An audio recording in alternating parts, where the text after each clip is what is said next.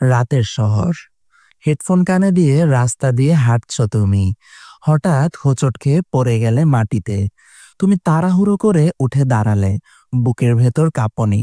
মনে হচ্ছে চারপাশের সবাই তাকিয়ে আছে, হাসছে, মনে মনে বিচার করছে। চারিদিকে মানুষ হাঁটছে, কেউ মাথা নেড়ে তাকাচ্ছে।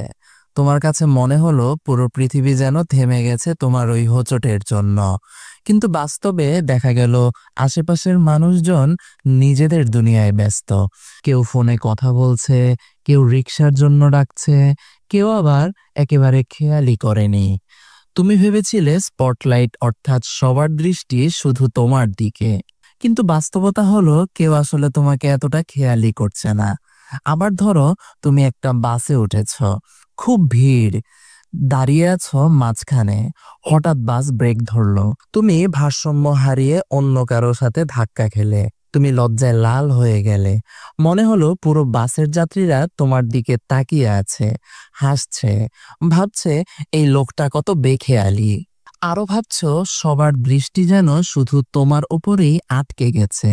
কিন্তু বাস্তবতা হলো সামনের সিটে বসা মানুষ জানালা দিয়ে বাইরে তাকিয়ে আছে, পাশের জন মোবাইল স্ক্রল করছে, আরেকজন গান শুনছে।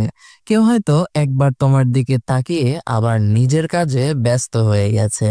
তুমি ভেবেছিলে সবাই তোমার ভুল খেয়াল করছে, কিন্তু আসলে অধিকাংশ মানুষ 1 সেকেন্ডের বেশি খেয়ালই করেনি।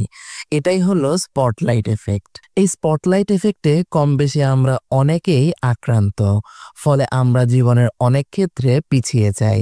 মানুষ কি ভাববে, কি বলবে, মানুষ জানলে কি হবে, দেখলে কি হবে, এগুলো ভেবে আমরা হীনমন্যতায় ভুগি।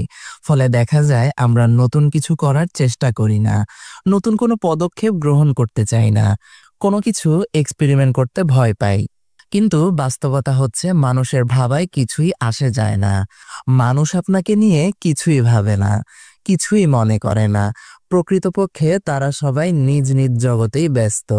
মানুষ কি ভাববে, কি বলবে, এগুলো আপনি ভেবে বরং নিজেরই ক্ষতি করছেন।